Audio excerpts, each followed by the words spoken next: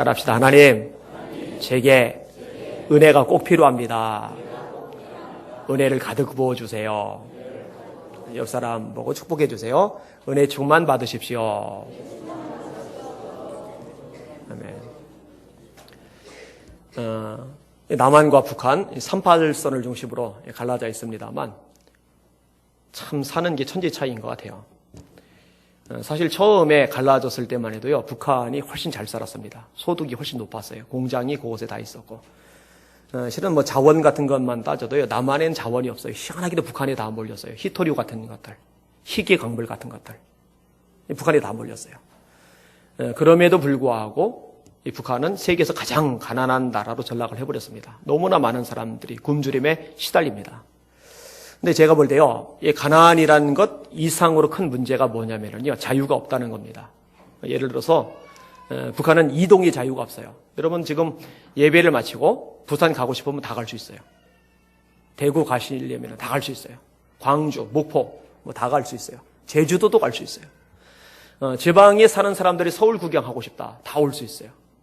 근데 희한하게 이 지방에 사는 분들은 서울에 대한 향수가 되게 많더라고요. 생각보다 많아요. 목사님들도 많아요. 그래서 여기는 서울이잖아요. 그렇죠? 서울 끄트머리기는 해도. 아무튼 시골이든 서울이든 이게 왔다 갔다 되는데 북한은 그게 안 돼요. 지방 사는 사람이 평양에 가고 싶다고 마음대로 가느냐? 못 가요. 가다가 걸리면은 큰일 납니다. 이동기 자유가 없어요. 먹을 것을 구하기 위해서 압록강을 건너서 이 중국으로 건너갑니다만 이거 걸리면은 교화소에 보내지죠. 총 맞아 죽어요. 참 비극적인 현실이 아닐 수가 없습니다. 이동의 자유만 없느냐? 그게 아닙니다. 이 언론의 자유 또는 이 표현의 자유조차도 없어요. 제가 이제 글 같은 것들을 또 댓글 같은 것들을 늘 모니터링을 하는데 좀 가슴 아픈 게 있어요. 요즘 우리나라 젊은이들이 이 합리적으로 사고하는 기능이 좀 떨어지는 게 아닌가 이런 생각이 들어요. 예를 들어서 이런 내용들이죠. 이 대한민국이 지금 독재 국가다. 유신 시대로 돌아가고 있다. 나는 이런 글을 쓰는 젊은이들 사고를 참 우려스럽게 생각을 해요.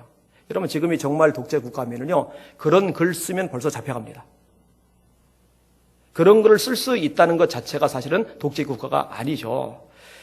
중국이 이제 공산주의에서 많이 벗어나긴 했죠. 수정 공산주의에서 이제는 더 나갔어요. 근데 아직도 이 중국은 독재 국가입니다. 트위터, 페이스북 다 통제를 당합니다. 검색어조차요, 정부에서 원치 않은 단어는 검색이 안 되도록 규제를 해버립니다. 아시죠?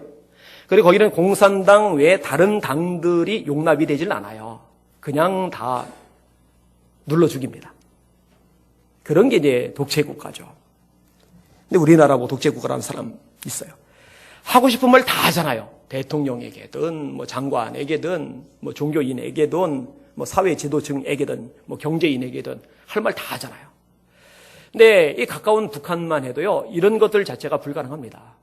북한 정권에 대해서 비판글 쓰는 것 불가능하죠. 걸리면 죽어요. 교화소 갑니다. 김일성, 김정일, 김정은 이 3부자에 대해서 안 좋은 얘기 끄집어내는 거 꿈도 못 꿔합니다. 꺼냈다가는 본인만이 아니라 가족들이 다 패가 망신합니다. 그게 북한이에요. 자, 이동의 자유가 없어요. 표현의 자유가 없어요. 그 자유만 없느냐? 이 종교의 자유도 없습니다. 여러분, 이 북한에 교회가 있지 않느냐? 이렇게 말하는 사람들이 있어요. 이것도 참 깝깝한 노릇이에요. 봉수교회 있죠? 칠골교회 있죠? 제가 분명히 말합니다. 그거 교회 아닙니다. 그거 교회 아닙니다.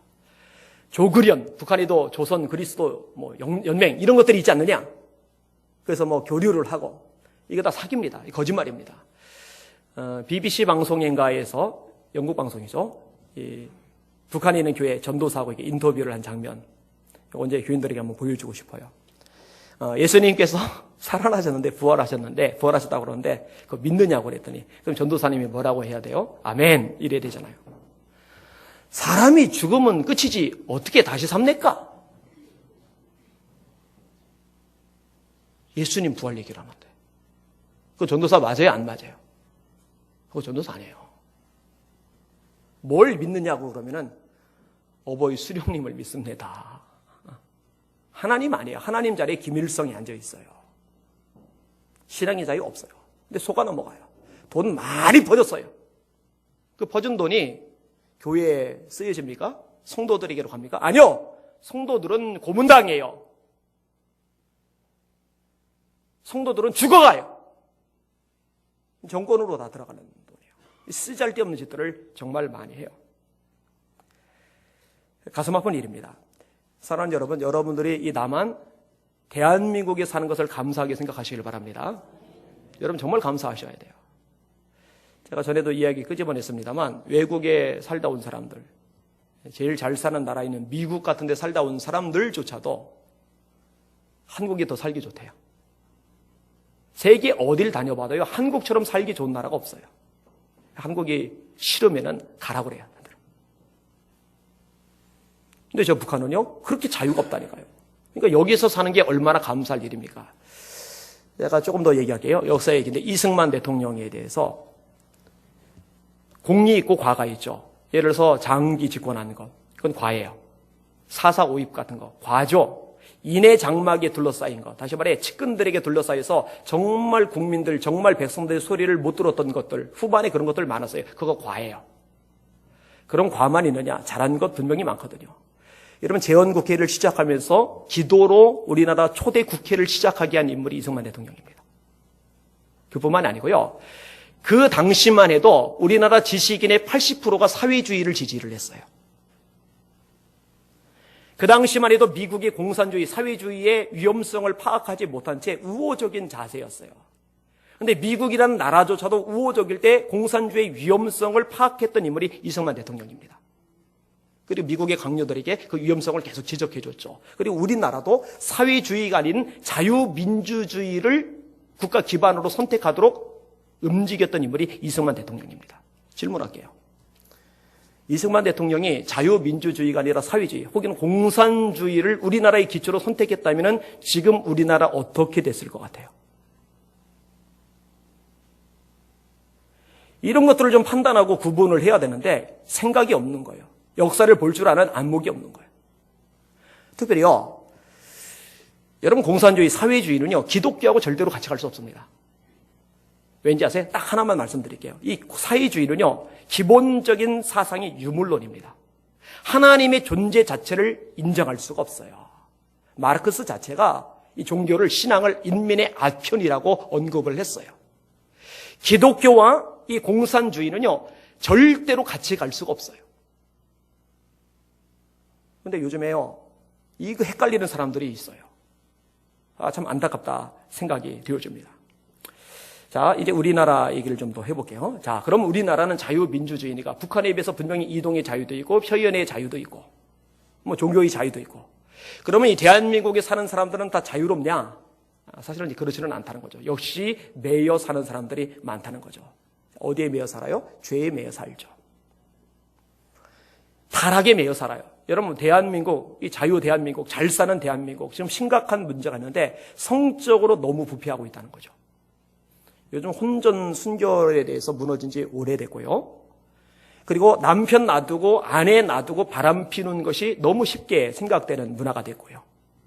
이뿐만 아니라 동성애까지 6월 7일 날 서울에서 축제가 열렸죠. 6월 28일, 29일 대구에서 또 축제가 열린다고 하죠. 지금 대한민국이요, 아주 지금 심각한 현상에 놓여 있습니다. 이것뿐만 아니고요, 우리 대한민국에 아주 좋지 못한 오욕스러운 이름이 하나가 있는데 그게 뭐냐면 도박공화국이란 말입니다. 도박공화국.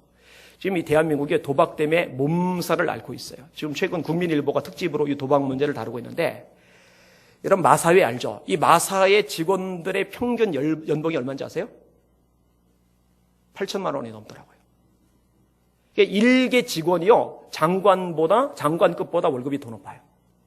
근데 그건 월급만이고 후생 복지비가 또 1,000만 원 이상 나가고, 이런 식으로 따지면 대책 없어요. 그런데 그 돈이 다 어디서 난 돈이냐? 우리 국민들이 어느 말이 경주에 1등할까? 거기에 돈 걸은 돈들이죠. 그 돈들이에요, 다. 실제로 경기가 벌어지는 곳만이 아니라 이 스크린으로 이렇게 해놓은 곳이 있어요. 거기까지도 사람이 바글바글해서 폐인들이 거기서 잔뜩 거주하고 있어요. 정말 심각합니다. 그 다음에 복권. 이거 심각해요. 마약, 알코올, 인터넷, 심각합니다. 우리나라가 이제 인터넷 강국 아닙니까? 스마트폰 세계 1위의 기업을 가지고 있지 않습니까?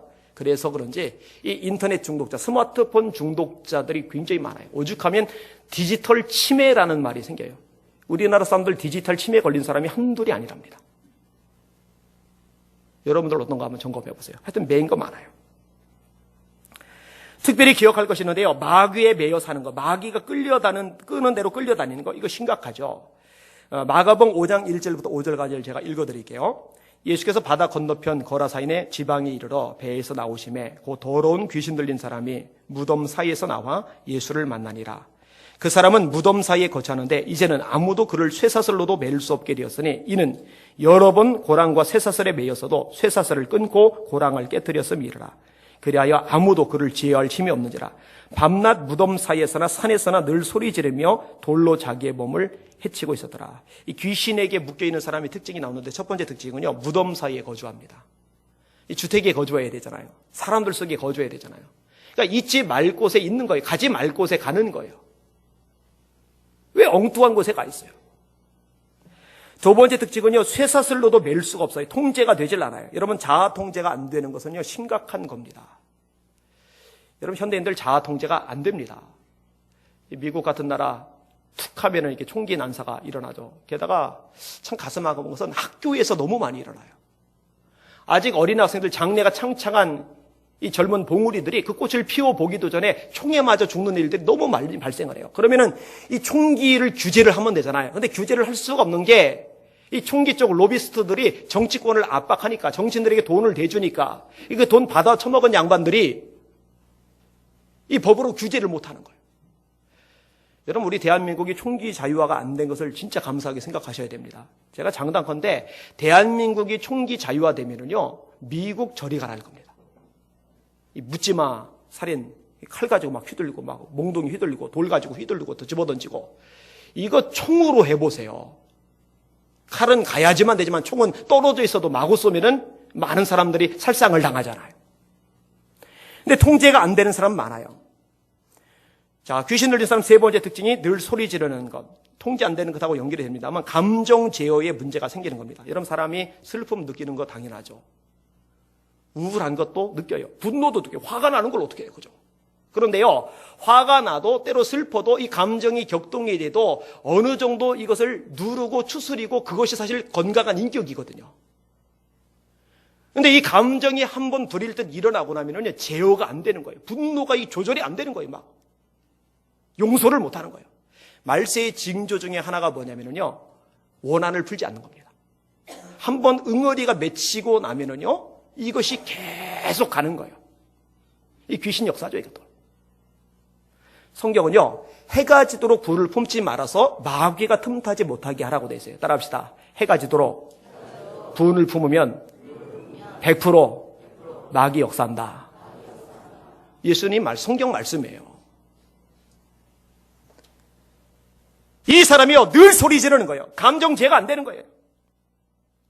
그 다음에 네 번째로 자기 몸을 돌로 해쳐요. 여러분, 자기 몸을 자기가 돌을 진제로 찍어대면은요, 얼마나 아파요. 몸이 상하잖아요. 망가지잖아요. 이 제정신이 아닌 거죠. 자기를 망하게 하는데 자기 인생을 비참하게 만드는 건데 그 짓을 반복적으로 하는 일들. 이 귀신의 역사 중에 하나입니다. 이 거라사이에 귀신 들린 사람만큼은 아니어도 악한 영들에 매여 사는 사람들 되게 많아요. 하여튼 이런저런 요인으로 매여 사는 사람들. 그럼 어떻게 자유를 얻느냐? 오직 예수님만이 자유케 하시는 줄 믿으시길 바랍니다. 예수님만이 해결하세요. 오늘 설교 제목입니다. 따라합시다. 우리를 자유하게 하시는 예수님. 한 번 더요. 우리를 자유하게 하시는 예수님.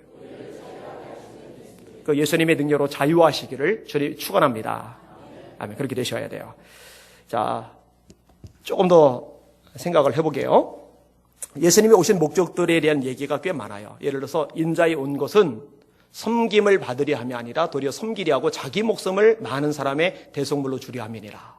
섬기러 오셨다. 대신 죽으러 오셨다. 이 오신 목적이죠.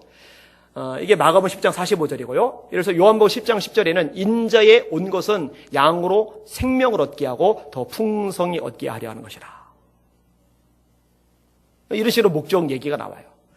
근데 이제 또 다른 목적이 있는데 누가복음 4장에 주님이 회당에 들어가세요. 회당 관리인이 예수님에게 성경을 주시니까 예수님이 이사야 60장의 말씀을 읽으세요. 주의 성령이 내게 임하셨으니 이는 나를 보내서 가난한 자에게 복음을 전하게 하시려고 나를 보내사 포로된 자에게 자유를 눈먼 자에게 다시 보게 함을 전파하며 눌린 자를 자유케 하고 주의 은혜의 해를 선포하게 하려 하심이라. 은혜의 해는 연을 말하는 거예요. 올해 2014년 이런 연, 희년을 언급하는 겁니다. 희년. 근데 이 희년에 대한 언급이 이사야보다 한참 전에 모세 율법에 나오는데 예를 들어서 레위기 25장에 나옵니다. 며칠 전에 새벽 예배 때 설교를 했어요. 자, 안식년이라는 게 먼저 등장을 하는데 1년, 2년, 3년에서 6년까지 열심히 일을 해요. 그 다음에 7년째는요 3가지를 하면 안 돼요. 뿌리는 것, 파종, 가꾸는 것. 열매를 잘 맺으려면 잘 가꿔야 되잖아요. 그 다음에 가꾼 다음에는 거두는 것. 파종, 가꾸기, 거두기 이 3가지를 못하게 하나님이 규정을 하셨어요. 아니 지금처럼 2차 산업이나 3차 산업이 발전돼서 돈 벌 구석이 다른 데 있으면 모를까. 그 당시에는 목축과 농업이 다인데 심지 않고 가꾸지 않고 거두지 않으면 어떻게 살라고 망하라고 다 굶어 죽으라고. 아니요, 하나님 그런 분 아니죠. 하나님의 말씀대로 순종하면요 하나님께서 복을 주세요. 2가지를 약속을 하시는데 니를 안전하게 해주겠다. 그 다음에 풍성하게 해주겠다.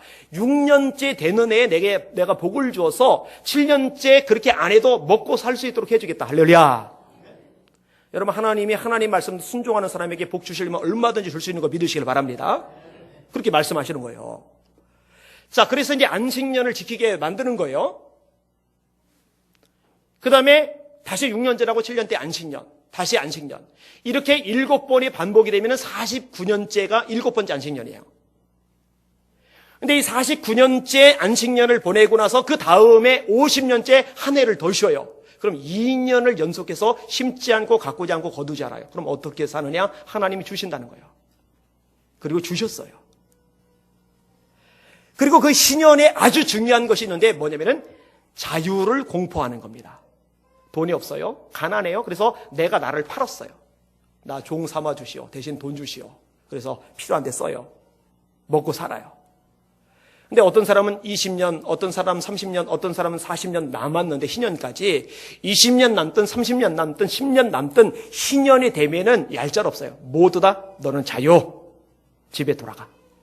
가정에 돌아가. 너는 자유. 할렐루야. 이게 희년이거든요.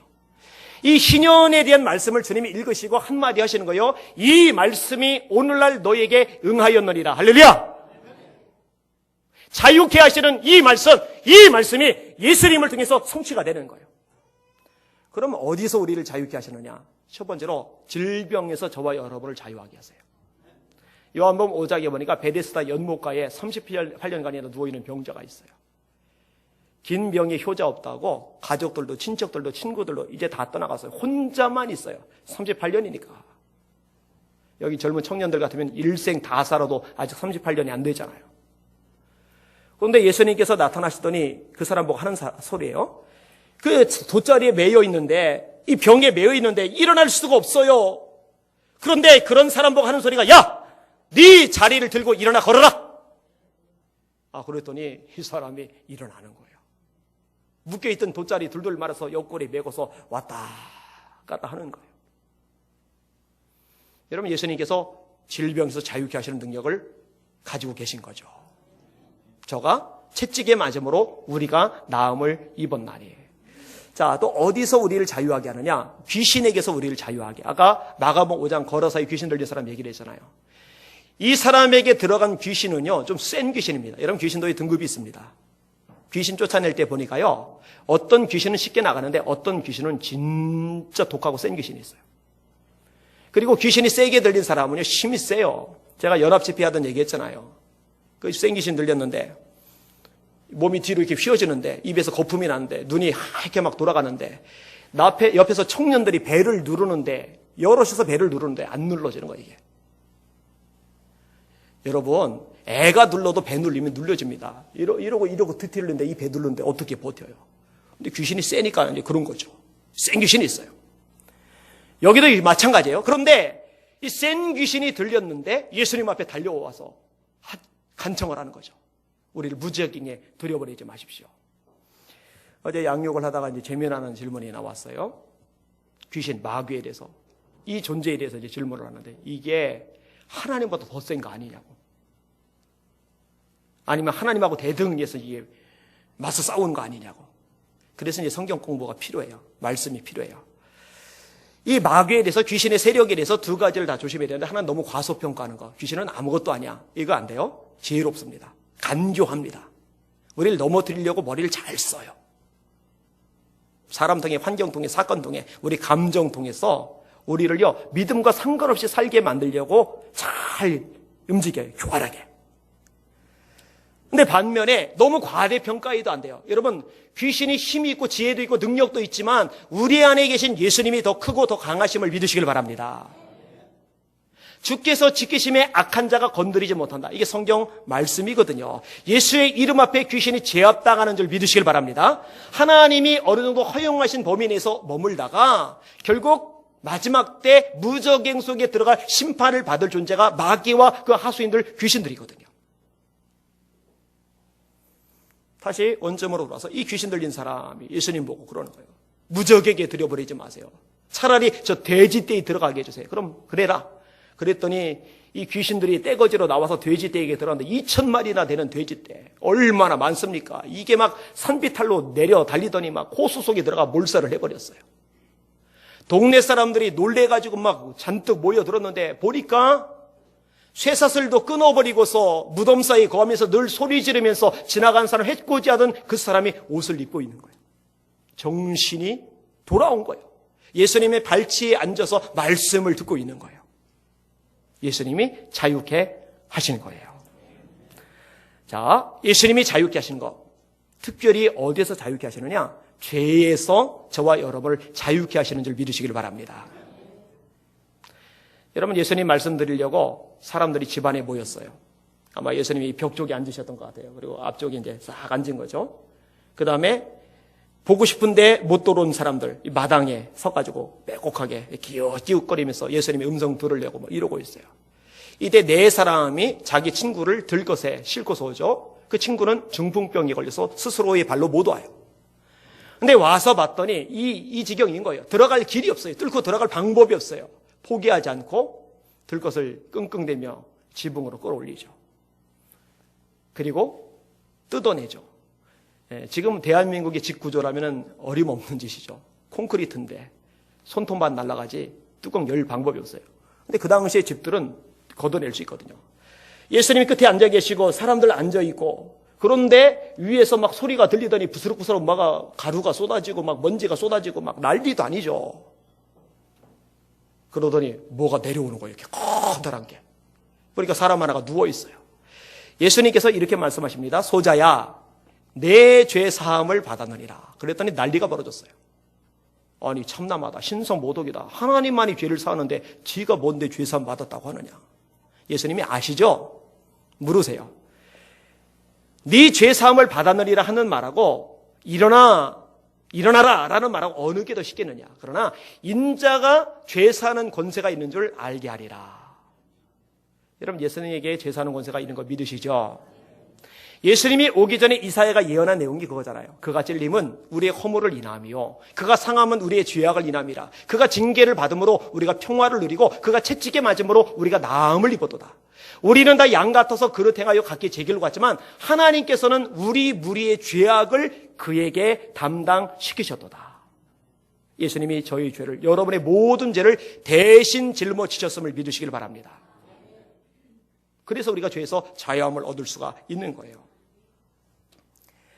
피터 빌혼이라는 사람이 있습니다. 이 사람이 태어나기 3개월 전에 아버지가 남북전쟁에서 전사를 합니다. 그러니까 얼마나 고생하며 자랍니까? 힘들게 살아요. 그리고 어느 정도 성장하고 나서는요, 마차 제조업에서 일을 합니다. 이 사람에게 좋은 장점이 있는데 목소리가 아름답다는 거예요. 우리 싱어들도 목소리가 참 이쁘잖아요. 그중 이쁜 사람들을 골라서 세웠으니까 당연히 이쁠 수밖에 없는데, 사실은 저도 목소리가 되게 이뻤었는데 산기도 다니면서 목이 쉬어가지고 이렇게 됐지, 예전에 제가 소프라노를 아주 곱게, 아주 높이 있게 뽑았었어요. 지금은 이제 솔까지도 잘 안 올라가더라고요. 파도 이제 겨우 올라가고, 예전에 중창단 하고 할 때는 라까지 막 시까지도 막 솔직하게 말하면 나까지. C는 좀 째지는 소리가 났고. 요즘 잘 안 돼요. 근데 이 피터 비로는요, 목소리가 너무 이쁜 거예요. 그러니까 이 목소리로 노래를 부르면 사람들이 좋아해요. 근데 그 노래를 어디서 부르느냐? 어떤 집에서 파티할 때 초대를 해서 노래 불러줘. 그럼 알았어. 그래서 주점 같은데, 술집 같은 데 가서 막 흥이 막 일었을 때 노래 부르면 막 박수 쳐주고. 근데 그게 이제 보람인 거예요. 열심히 마차 만드는 일을 하고 저녁이면 그렇게 마시면서, 놀면서 노래 불러줘서 박수 받고. 근데 한 번은 또 이 술집에서 노래를 부르는데 그 술집에 크리스찬이 왜 가는지 모르지만 다른 크리스찬이 그걸 듣더니 너 노래 잘 부른다. 너 나 따라서 어디 한번 가보자. 어딜 데려가냐면은 무디 목사님이 집회하는 장소에 데려갔어요. 무디 목사님 알죠? 미국의 3자 대각성도를 일으켰던 아주 탁월한 설교자입니다. 근데 한번 가서 말씀을 들었는데 은혜를 받았는지 그 후로 12일간 진행되는 집회인데 하루도 안 빠지고 12일 동안 날마다 말씀을 들어요. 이런 말씀을 들으면 어떤 일이 생기는지 아세요? 믿음이 생깁니다. 이게 로마서 10장 17절이죠. 그런즉 믿음은 들음에서 나고 들음은 그리스도의 말씀으로 말미암았느니라. 베드로서 1장이죠. 너희가 거듭난 것이 썩어질 씨로 된 것이 아니요 썩지 아니할 씨로 된 것이니 하나님의 살아있고 항상 있는 말씀으로 된 것이니라. 풀은 마르고 꽃은 시드나 주의 말씀은 세세토록 있도다 하셨으니 내가 너희에게 전한 복음이 곧 이 말씀이라. 말씀이 들어가니까 믿음이 생기고 예수님이 믿어지는 거예요. 예수님이 믿어지고 나니까 이제 자기 이 좋은 목소리를 술집 같은 데서 쓰고 싶지 않고 예수님을 위해서 쓰고 싶은 거예요. 어떻게 했는지 아세요? 전도 집회가 열린다고 그러면 전도자들은 설교를 하고 자기는 거기 가서 예수님의 은혜, 이 죄사함의 은혜에 대해서 눈물 펄펄펄 줄줄줄 흘리면서 찬양을 부르는데 이 찬양을 듣다가 사람들의 마음이 막 녹아져 버리는 거예요. 마음이 확 열리는 거예요.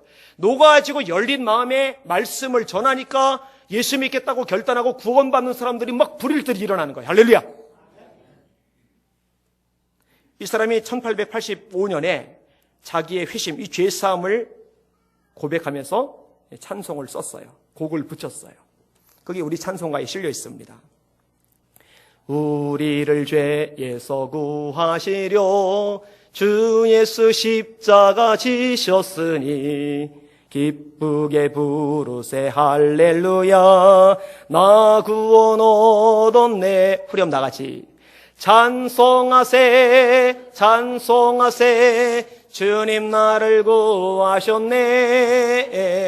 찬송하세 찬송하세 주가 구원하셨네.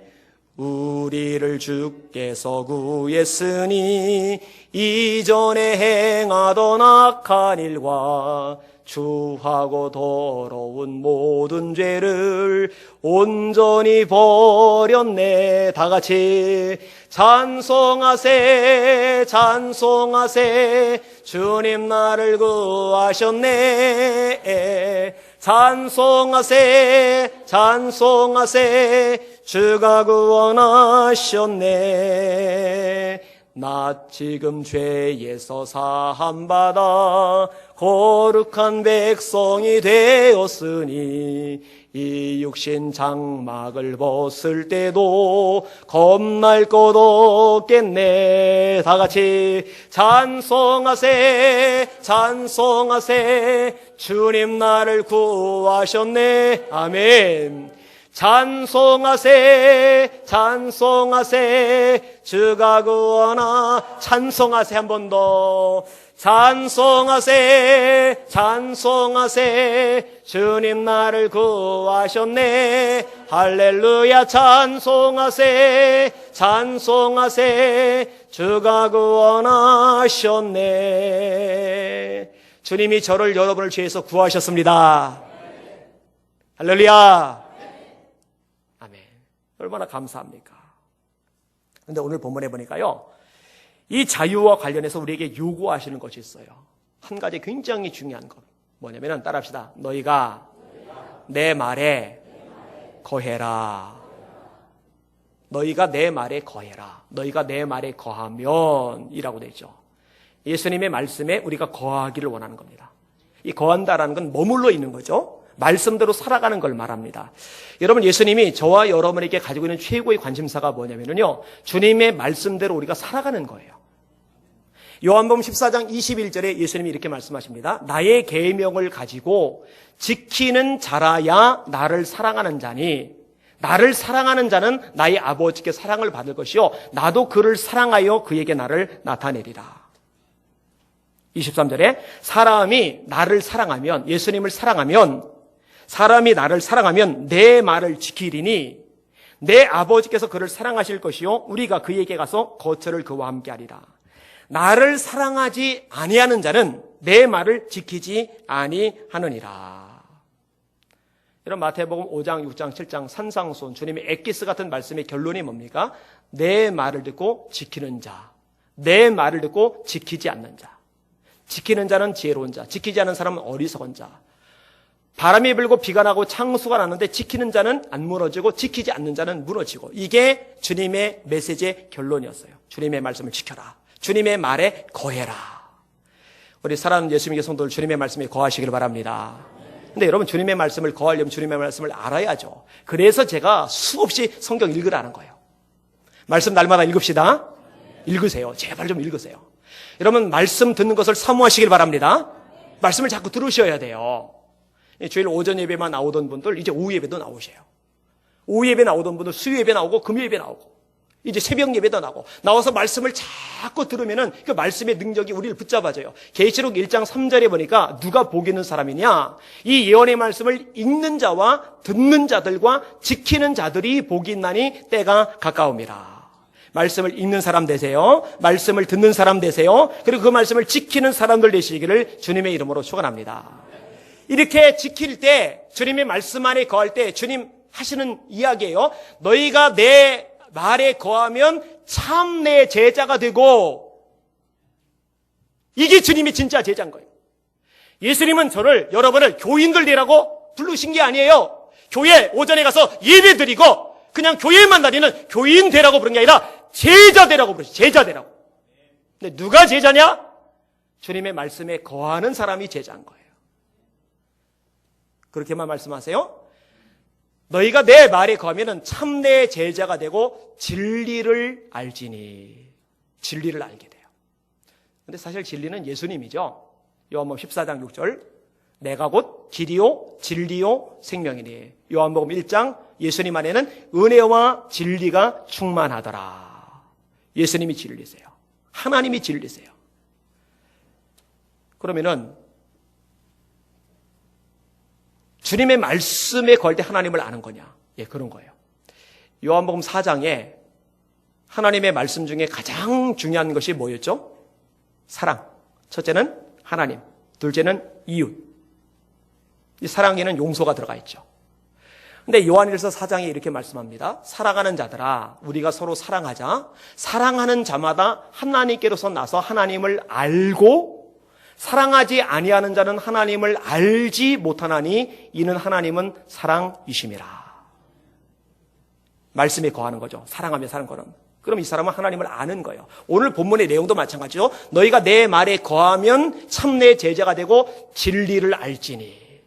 진짜 하나님을 아는 사람이 되는 거예요. 진짜 예수님을 아는 사람이 되는 거예요. 여러분, 그렇게 되실 수 있기를 주님의 이름으로 축원합니다.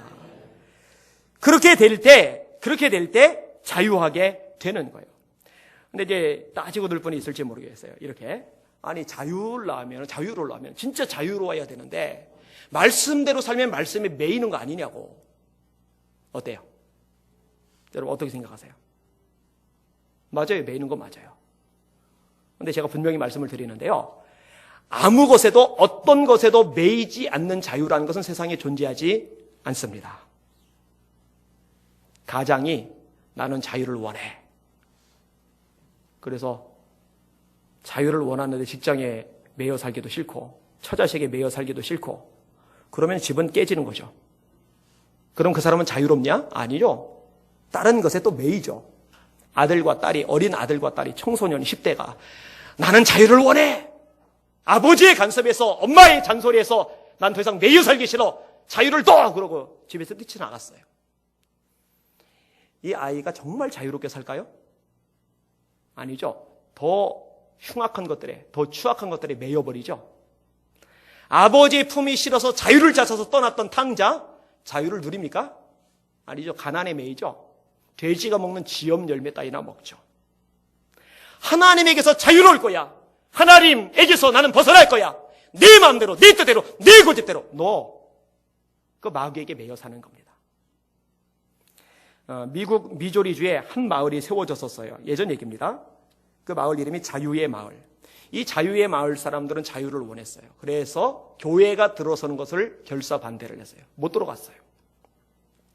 서적을 통해서 마을을 광고하는데 이렇게 자부심을 적었습니다. 우리 마을은 미 합중국에서 성직자와 목사, 교회, 하나님, 예수, 그리고 지옥이나 악마가 없는 유일한 도시다. 야, 우리 도시 최고다. 자유다. 하나님도 없다. 예수도 없다. 지옥도 없다. 자유다. 근데 엘더 클라크라는 사람이 포스트 디스패치라는 잡지에다가 그 도시에 대해서 쓰는데 지옥이나 사탄의 소굴과 다름이 없다. 이렇게 썼어요. 기사에다가. 그곳은 죄악의 도시였다. 호텔들은 창녀집이며 미덕이라고는 거의 찾아볼 수 없었다. 근데 이 마을 사람들 입장에서 모욕을 당했잖아요. 그래서 법정에 고소를 했어요. 저 엘더 클라크라는 사람 처벌 내려주시오. 그리고 그 기사를 실었던 잡지에 손해배상하게 해주시오.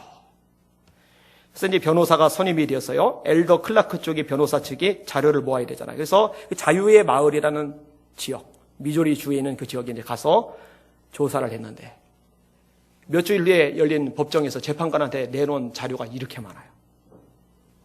엘더 클라크가 기사에 올린 것은요, 극히 일부에 불과한 거예요. 진짜로 온갖 죄로 얼룩져 있는 도시.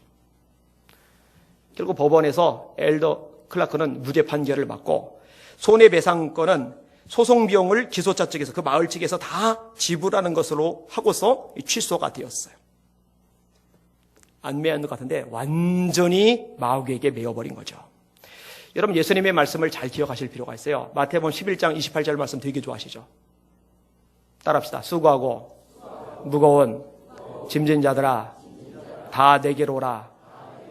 내가 너희를 쉬게 하리라. 이 말씀 믿으시면 아멘.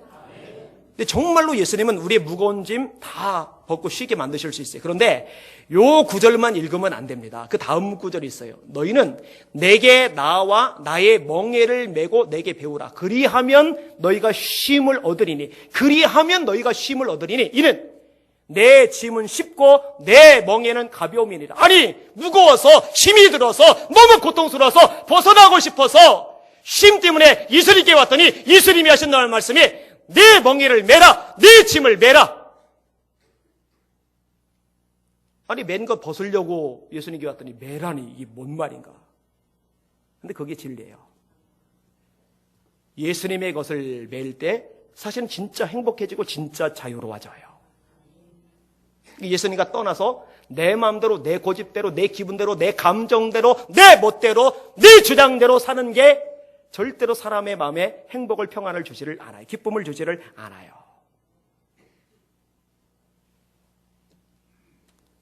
오늘날 수많은 사람들이 교회를 다니면서 자유를 누리지 못하는 이유는요, 말씀대로 살지 않기 때문이에요. 우리 사랑하는 예수비리교 성도들 말씀대로 사시기를 주님의 이름으로 축원합니다. 제가 전에도 얘기했죠. 기차가 왜 나는 철로 위만 달려야 돼? 넓은 대지가 펼쳐져 있는데 하고 벗어나면은 전복되는 거예요. 물고기가 왜 육지가 많은데 이렇게 창공이 넓게 열려졌는데 나는 물속에서만 살아야 돼? 하고 뛰쳐나가면 죽어요. 하나님의 형상대로 피조된 우리들이 하나님 안에 살아야, 하나님의 말씀 안에 살아야 그게 진짜 자유고 진짜 능력이고 진짜 행복이고 진짜 축복인 줄 깨달으시길 바랍니다. 철로 위로 달려야죠. 물속에서 헤엄을 쳐야죠. 하나님 안에서 행복하시기를 주님의 이름으로 축원합니다. 말씀을 맺겠습니다. 여러분들 가운데 자유하지 못하게 된 부분은 뭐가 있어요? 어떤 교회에 혹시 매여 있어요? 돈? 중독? 어떤 사람은 이제 정서적이면서 열등감, 자격지심, 피해의식, 비교의식. 어떤 사람은 질병, 어떤 사람은 귀신. 제가 선포합니다. 예수님이 자유케 하실 수 있습니다. 예수님께서 자유케 하실 수 있습니다. 주님의 말씀 안에 거하시기를 주님의 이름으로 축원합니다. 며칠 전에 출판 기자회를 하는데 이다 작가가 왔어요. 제가 지난번에 얘기를 했잖아요. 근데 제 담벼락에다도 글을 올려놓고는 저를 보더니 또 말한 거예요. 목사님, 진짜 이제 악몽이 완전히 사라졌어요. 근데 그렇게 반색을 하면 또 그 얘기를 끄집어내는 이유는 이것 때문에 오랫동안 고통을 겪었거든요. 그래서 제가 그랬어요. 그거 당연한 거야. 예수님이 역사하시는데 악몽 떠나가는 거, 악몽 사라지는 거, 그거 당연한 거야. 할렐루야! 당연한 거죠. 당연한 거죠. 너희가 내 말에 거하면 참 내 제자가 되고 진리를 알지니 진리가 여러분을 자유케 하리라. 아멘. 기도하겠습니다.